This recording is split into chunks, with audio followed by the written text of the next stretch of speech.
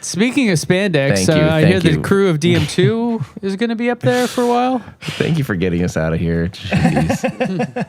So Ken Bowersox, who is Ken Bowersox is like the head of stuff at NASA. Again, I went to bed at 3 because I was live streaming a launch last night. So sorry if none of this is making sense. Basically, the crew that just went up for DM2, the first people to go up to the International Space Station from the United States on a United States rocket for the first time in 9 years, which is Bob Behnken and Doug Hurley.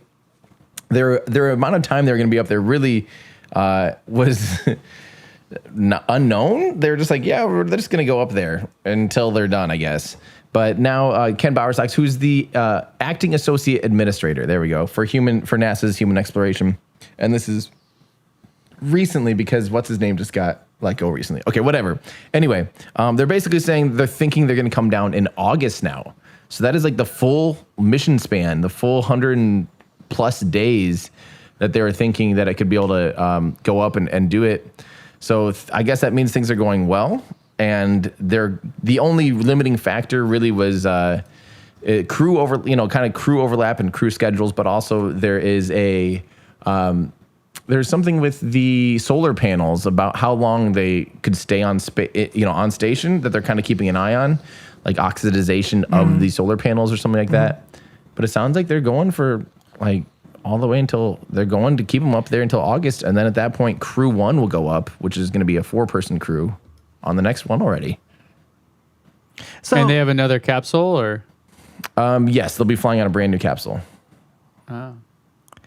Yep. I think it's funny the way, everything in space travel is so regimented and so like there's a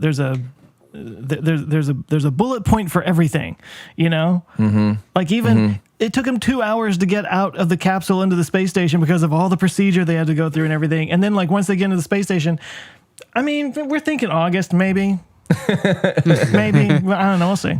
Yeah. It's just so like, seat of the pants.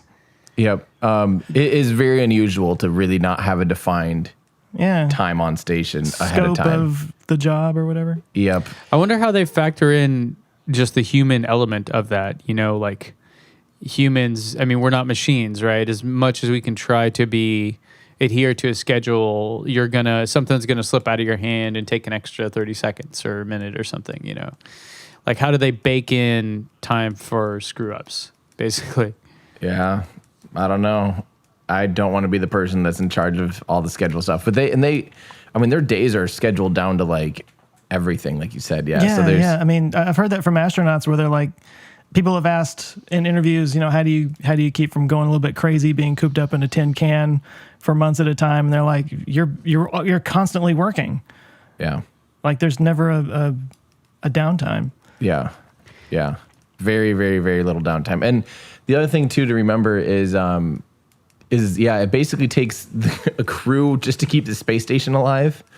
Like the station requires an awful lot of maintenance, like just tidying up, cleaning up, and just maintaining the station. And if you ever have to do a spacewalk, it seems like a no big deal. You put on a spacesuit, you go outside, you fix something. All that is so scheduled out. It takes almost 4 hours to suit up. And to put the full spacesuit on. So it's not just some easy thing. So it has to be very like procured and very scheduled out and very much like, okay, here is what we're doing. So that's something I still want to do a deeper dive on, like just how the ISS operates, because it's really confusing to me almost. Things like scheduling, things like all that stuff really doesn't make too much sense to me. So yeah, it's crazy though. Yeah. And you have a lot of different countries there, right? So how do they coordinate together? Is there like a head of scheduling, and it's like, I don't care what country you're from, here's what's happening, or you know what I mean? And then who is that? Like, what country are they from? Does that matter in this whole equation? My understanding is honestly the Russian segment, the cosmonauts pretty well stick to their side of the station, and the U.S. pretty well stick to their side of the station.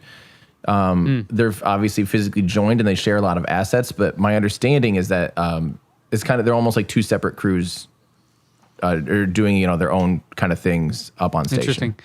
And is it like, so in computer programming, in tech, I should say, everything's in English. So even if you're like in Spain and you want to write code for a iPhone app, you're writing code in English. Is it like that with space as well, where you can go over to the Russian side and it's in English, or is it like, nope, this is Cyrillic or whatever, or whatever the alphabet's called, and like not even a chance at knowing what it says? You have to know what it says. You have to go through full training. You have to be fluent in Russian and the Russian alphabet. Oh wow! And same with I covered Russia. that on Monday's video. That's like one of the requirements for going up to the ISS through NASA is you have to know Russian. Probably some basic amount of Russian anyway. It's I think it's fluent. Like you have to be fluent. Actually, I think. All right. And what about other languages? Vice like versa. I think you know, everyone on station also needs to be fluent in English too. So it's no. But what about like what are they called? The Chinese astronauts. well, they don't go to the International Space Station. Well, JAXA does. No, okay. The Japanese Yeah. do. Right. That's sorry. Yeah.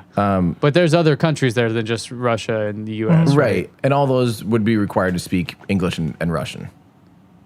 Oh, okay. So English and Russian are like the official languages of the ISS. Yep. That's my understanding. Yeah. Yep. That's intense, man. Because Russian, from my understanding, is not an easy language to get. I mean, unless if you're from that part of the world or something, obviously. But if you're just like a normal gringo like me, it's out there because it's not. It's not Like Latin. the alphabet's different. Yep. You can't even read it. Exactly. Oh, What is gringo in Russian?